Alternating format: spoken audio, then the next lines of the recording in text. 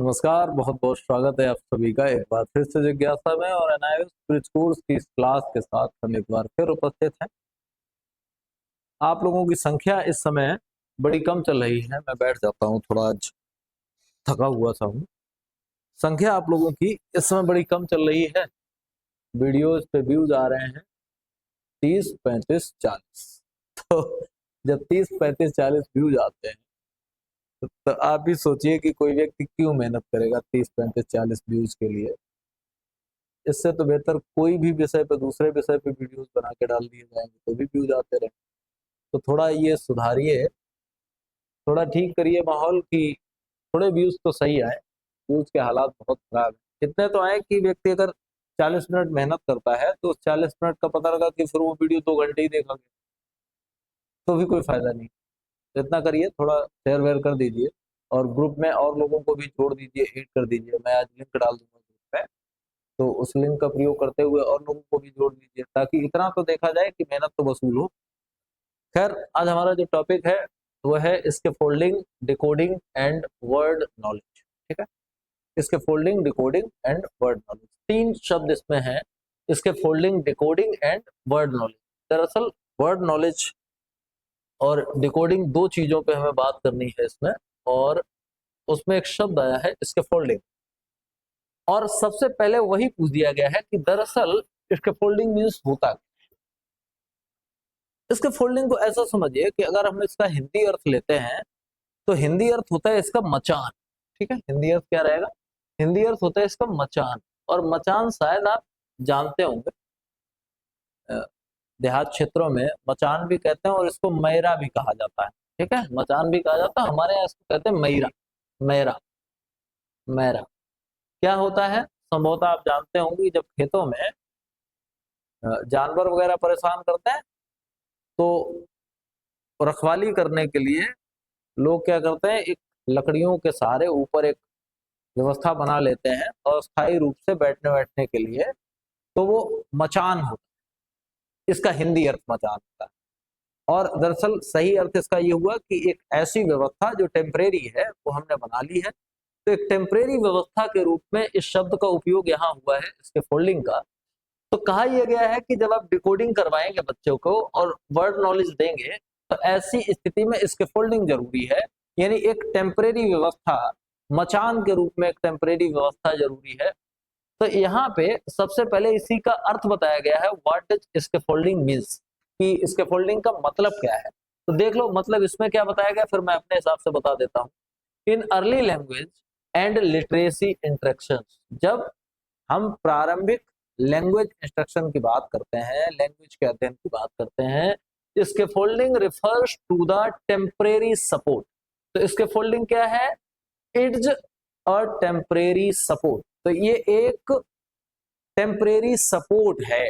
ठीक है, जैसे मचान होता है टेम्परेरी, ठीक है, वैसे ये टेम्परेरी सपोर्ट है दैट टीचर प्रोवाइड्स, जो कि अध्यापक देता है, टू हेल्प, मदद करने के लिए, ए लर्नर, एक सीखने वाले को, accomplish a task just beyond their independent ability. किसी लर्नर को उसका काम पूरा करने के लिए अध्यापक जो एक सपोर्ट देता है, और सपोर्ट कैसी देता है? टेम्परेरी, ताकि वो अपना काम पूरा कर सके और उसके बाद उसकी अपनी इंडिपेंडेंट एबिलिटी डेवलप हो जाए, उसको हम इसके फोल्डिंग कहते हैं। और इस शब्द की शुरुआत coined by Jerome Bruner, Jerome Bruner ने इसको क्वाइंड किया था, मतलब ये संकल्पना जेरोम ब्रूनर ने दी थी। And aligned with Vygotsky, a zone of proximal development इसके फोल्डिंग इन्वॉल्व। और प्रॉक्सिमल डेवलपमेंट का मतलब हुआ एक समीपस्थ विकास जो है, और इसमें ये चीजें शामिल। ठीक है, क्या है जरा एक बार प्रॉपरली समझ। दरअसल इसके फोल्डिंग ये है कि बच्चा जब काम करना सीखता है, पढ़ना सीखता है, उसको डिकोडिंग की शुरुआत वो करता है, तो टीचर को एक टेम्परेरी सपोर्ट देनी होती है। यानी थोड़े दिनों तक बच्चे को टीचर सपोर्ट करेगा, और थोड़े दिनों तक बच्चे को टीचर जब सपोर्ट करता रहेगा, उसके बाद वो अपना सपोर्ट धीरे धीरे धीरे धीरे करके हटा ले, फिर बच्चा खुद स्वतंत्र रूप से अधिगम करने लगेगा, पढ़ने लगेगा चीज को। ये कहलाता है इसके फोल्डिंग। ऐसे मानिए कि प्रारंभ में जब बच्चा पेड़ पे चढ़ना सीखता है तो वो अचानक नहीं सीखता, पहले उसे कोई उठा के और थोड़ा तने के ऊपर रख देता है, फिर वो वहां बैठ लेता है। धीरे धीरे वो तना पकड़ना सीखता है, उस पर चढ़ना सीखता है, उसके बाद फिर उसे कोई सपोर्ट नहीं करता। तो वो जो प्रारंभिक सपोर्ट है किसी पौधे पे चढ़ने के लिए, किसी पेड़ पे चढ़ने के लिए जो प्रारंभिक सपोर्ट दी गई, वो क्या कहलाएगी? वो स्कैफोल्डिंग कहलाएगी। और इस शब्द को देने वाले व्यक्ति थे जेरोम ब्रूनर। ठीक, ये आपका अच्छा प्रश्न हो सकता है कि स्कैफोल्डिंग शब्द किसके द्वारा कॉइंड किया गया, तो वो थे जेरोम ब्रूनर। और इस बात की संकल्पना का समर्थन वायोस्की ने भी किया है। ठीक है, अब इसमें तीन चीजें शामिल है। पहली चीज है modelling the task. Modelling the task का मतलब है किसी काम को आदर्शात्मक रूप से करना। आदर्शात्मक रूप से करना यानी हम क्या कर रहे हैं? बच्चे को पढ़ना सिखा रहे हैं, बच्चे को पढ़ना सिखा रहे हैं। तो पहला काम है कि हम आदर्श पठन करके बच्चे को दिखाएं, यानी हम सही सही पढ़ करके बच्चे को दिखाएं। ये हमारा पहला काम है, मॉडलिंग द टास्क, काम को करके दिखाना। हम किसी बच्चे को तैरना सिखा रहे हैं तो सबसे पहले हम उसे तैर के सिखाएं। किसी बच्चे को नाचना सिखा रहे हैं तो पहले हम उसे नाच के दिखाएं। तो पहले हम मॉडल के रूप में एक काम करें, उसको बोलते हैं मॉडलिंग द टास्क, यानी आदर्शात्मक रूप से उसे प्रस्तुत करना, ये कहलाता है मॉडलिंग द टास्क। ऐसे ही हम कोई शब्द पढ़ना बच्चे को सिखा रहे हैं तो सबसे पहले हम उसे पढ़ के सुनाएं। ठीक, दूसरा है guided practice with Q. Q मतलब होता है संकेत। अब गाइडेड प्रैक्टिस मतलब मार्गदर्शित पठन। पहले हम क्या करेंगे? आदर्श पठन। हमने एक शब्द ले लिया, मान लिया ये देखो, हमने एक शब्द लिखा मैप। सबसे पहले हमारा काम है, हम करेंगे मॉडलिंग द टास्क। हम उसे बताएंगे this is map, map, map, map, ये काम हो गया। दूसरा क्या है? Guided practice with cues. अब संकेत दे करके यही काम बच्चे से करवाना है और खुद उसको गाइड करना है। अगर वो गलती करता है तो उसको बताना है, उसको गाइड करना है।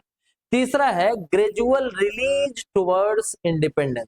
ग्रेजुअल रिलीज, ग्रेजुअल मतलब होता है धीरे धीरे, और रिलीज मतलब छोड़ देना, टुवर्ड्स इंडिपेंडेंस, और फिर धीरे धीरे अपना जो सपोर्ट है उसको वापस खींचो। ठीक, तो इसके फोल्डिंग करना कायम है। डिकोडिंग में इसके फोल्डिंग और वर्ड नॉलेज में इसके फोल्डिंग क्या है? पहले हम मॉडलिंग द टास्क करें। मॉडलिंग द टास्क का मतलब पहले हम खुद करके बच्चे को दिखाएं, फिर उससे ही करवाएं और हम वहां सपोर्ट में रहें और धीरे धीरे करके अपने सपोर्ट खींच लें। ये कहलाती है इसके फोल्डिंग। आई थिंक आपको ये बात समझ में आ गई होगी कि दरअसल इसके फोल्डिंग क्या होती है। ठीक है, अगर आ गई है समझ में तो एक कमेंट करके बता दीजिए कि इसके फोल्डिंग क्या है। आगे दिया गया है इन डिकोडिंग, यानी डिकोडिंग में इसके फोल्डिंग हेल्प्स चिल्ड्रन।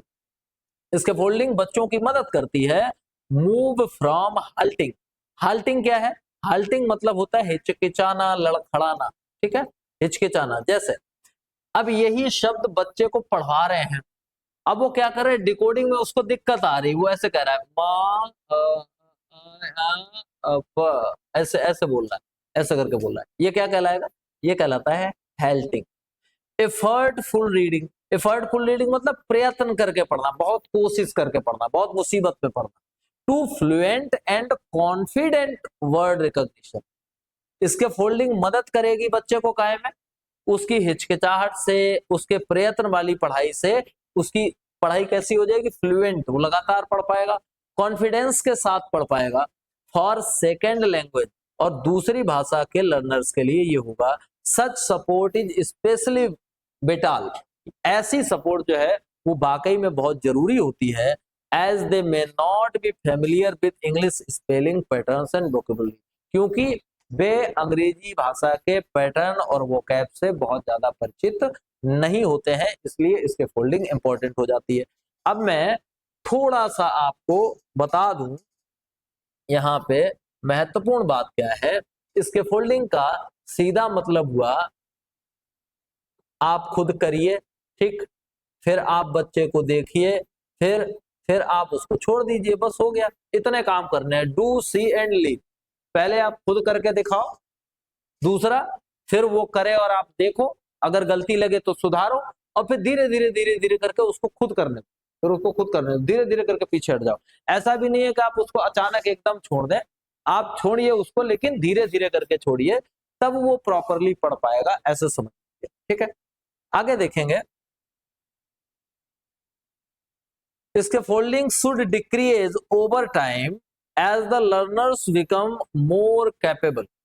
इसके folding should decrease, scaffolding जो है वो घटा देगी, काय को घटा देगी, ओवर टाइम को। ओवर टाइम का आएगा, बच्चा पढ़ने में जो टाइम लगा रहा है एक्स्ट्रा, उसको कम कर देगी, जल्दी पढ़ने लगेगा। बिकम्स मोर कैपेबल, और वो ज्यादा शक्तिशाली हो जाएगा, ज्यादा ताकतवर हो जाएगा। बट शुड इंटेंसिफाई, इंटेंसिफाई मतलब होता है तीव्र करना। When new patterns, exceptions, multisyllabic words are introduced, जब नए नए पैटर्न्स आएंगे, अपवाद आएंगे, बहुत कई सिलेबल वाले शब्द आएंगे, तब भी बच्चे को कोई दिक्कत नहीं होगी, वो और तीव्रता के साथ पढ़ पाएगा। ये विशेषता है इसके फोल्डिंग असेसमेंट, ये इसके फोल्डिंग की खासियत है। अब एग्जांपल्स दिए गए होंगे, देखिए ग्रेड 1 के लिए एक एग्जांपल दिया गया है, बिगिनिंग ब्लेंडर्स, मिक्स करना, ठीक है। इन बिगिनर क्लासरूम, कक्षा 1 वाले क्लासरूम में चिल्ड्रन आर डिकोडिंग सिंपल सीबीसी consonant vowel consonant word the teacher models. बच्चा क्या करता है, बच्चा सीबीसी वर्ड सीख रहा है, सीबीसी वर्ड सीख रहा है। सीबीसी वर्ड्स को मतलब कॉन्सोनेंट वोवेल कॉन्सोनेंट, जैसे बैट, कॉन्सोनेंट वोवेल कॉन्सोनेंट, इस टाइप के शब्द सीख रहा है।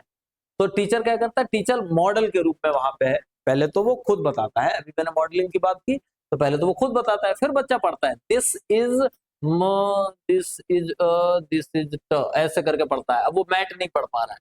व्हेन वी से देम टुगेदर, फिर हम इकट्ठा उसको बताते हैं मैट, वी गेट मैट, और फिर हम मैट प्राप्त कर लेते हैं।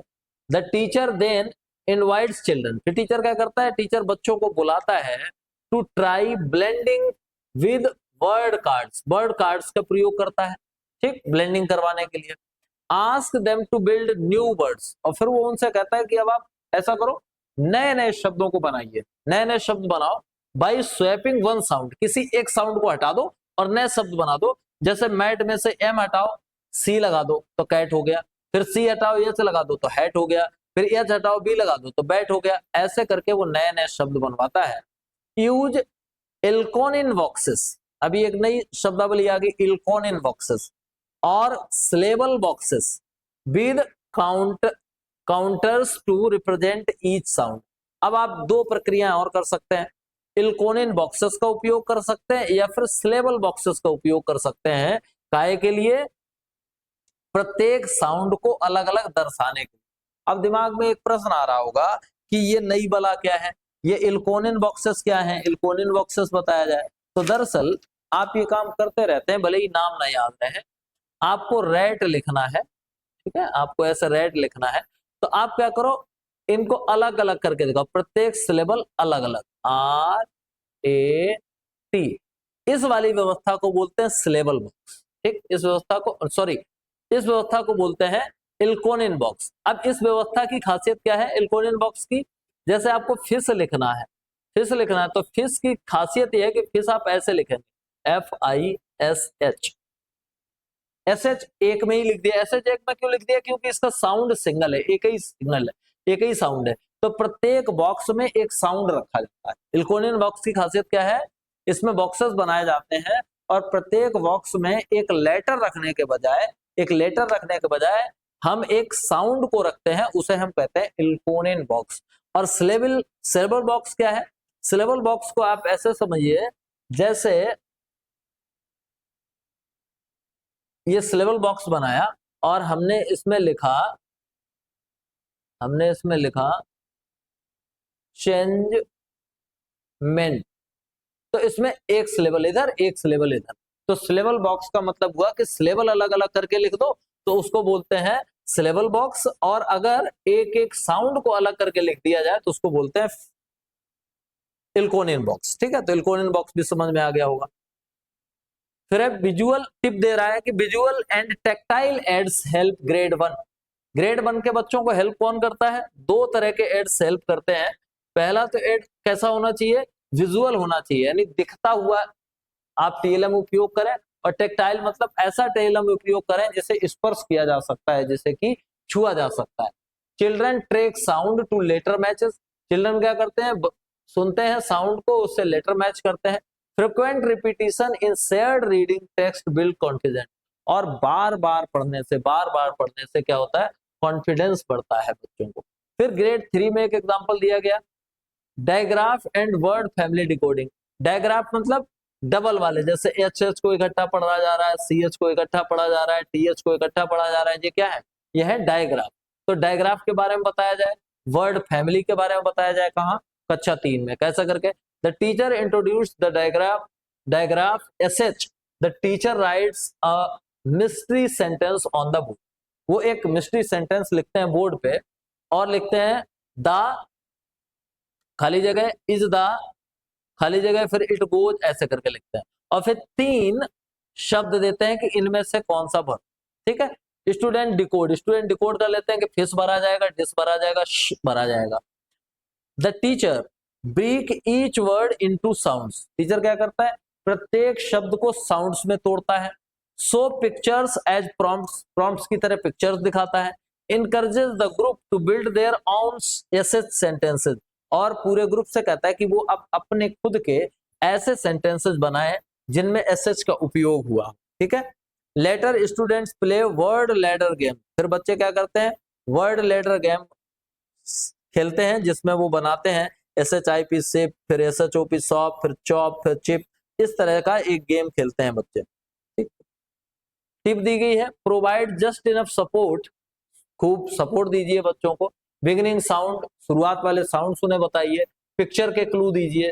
To help learner self correct and persevere, encourage playful decoding, और डिकोडिंग कैसे करवाओ, प्लेफुल करवाओ। ग्रेड 5 में क्या है, multisyllabic and context vocabulary होगी। In science integral lesson the teacher introduce words like evaporation, ठीक, कंडेंशन,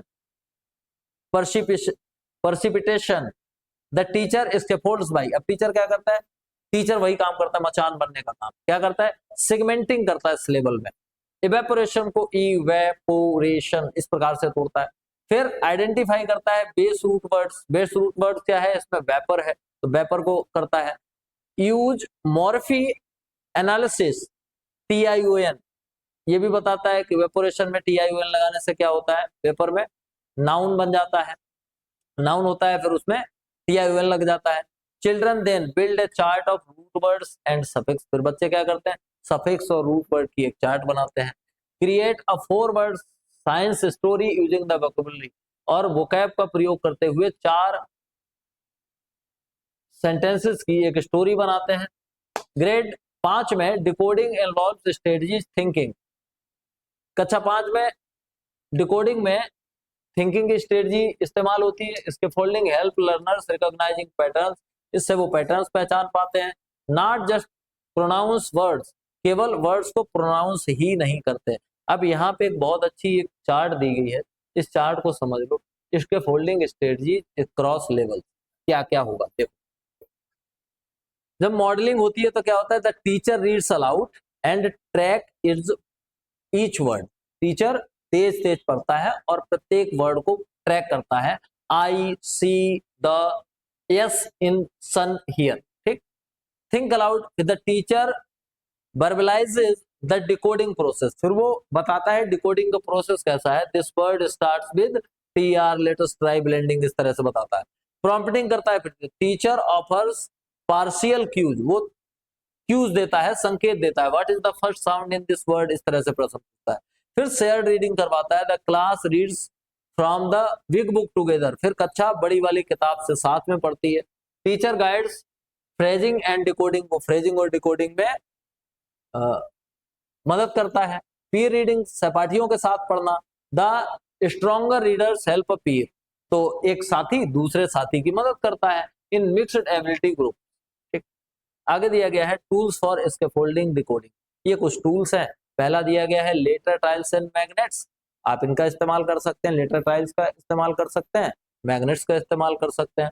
movable letters for building words, ऐसे लेटर्स का इस्तेमाल कर सकते हैं जो मूव किए जा सकते हैं। एम हटाओ, टी लगा दो, टी हटाओ, पी लगा दो, इस तरह से उनका उपयोग कर सकते हैं। वर्ड व्हील्स का उपयोग कर सकते हैं, रोटेट करने के लिए, घुमाने के बाद कोई नया वर्ड बन जाए उस तरह से। Sound story sorting games, sound को छांटने वाला एक गेम खेल सकते हैं, ये भी एक तरीका हो सकता है। फोनिक्स फ्लिप बुक्स, और फोनिक्स में बदलाव करने वाली एक बुक्स का इस्तेमाल कर सकते हैं। ये कुछ तरीके हो सकते हैं। इसके अलावा इंटरेक्टिव वर्ड बाल बना सकते हैं और इंपॉर्टेंट चीजों को करवा सकते हैं। Scaffolds are not clutch, they are bridge to independency. ये क्लच नहीं है, इंडिपेंडेंसी के लिए एक ब्रिज की तरह काम करते हैं। क्या आपको पता है? कॉग्निटिव साइंस ये बताता है दैट डिकोडिंग फ्लुएंसी की डिकोडिंग की fluency, the ability to read words accurately and automatically, यह है decoding, is a major predictor of comprehension. Without fluency, children use most of their brain power just decoding words, leaving little room for understanding or engagement. ये समझिए, इसमें ये कहने का प्रयास किया गया है कि एक बच्चा अगर उसने प्रॉपर डिकोडिंग नहीं सीखी है तो पता लगा कि वो अपने दिमाग की ज्यादातर जो ऊर्जा है वो केवल डिकोडिंग करने में ही लगा देता है, अर्थ को समझने के लिए उसके पास ऊर्जा ही नहीं बचती। तो ज्यादा बेहतर है कि हम उसे डिकोडिंग इस तरह से सिखा दें कि डिकोडिंग करने के लिए उसे ब्रेन पावर की जरूरत ही ना पड़े, वो ऐसे ही डिकोड कर ले और उसका जो ब्रेन पावर है वो काम कहाँ है? उन चीजों को समझने में, उसके अर्थ में। ठीक है, तो आज का ये टॉपिक हमारा यहीं तक रहेगा, कंप्लीट हो गया है। अगला जो टॉपिक है हमारा वो है using authentic text and poetry in grouped instructions. Authentic poetry और ऑथेंटिक टेक्स्ट का उपयोग कैसे किया जाए उसके बारे में अगला टॉपिक रहेगा। मिलेंगे कल एक बार फिर से, तब तक जुड़े रहिए और वीडियो शेयर करते रहिए भाई, क्योंकि अभी जब से दोबारा वीडियो डालने शुरू किए हैं व्यूज नहीं आ रहे हैं, बिल्कुल नहीं आ रहे हैं, तो फिर मन खराब होता है कि कौन इतनी देर मेहनत करे। ठीक है, तो इतना करते रहिए। धन्यवाद, फिर मिलेंगे। Thank you very much.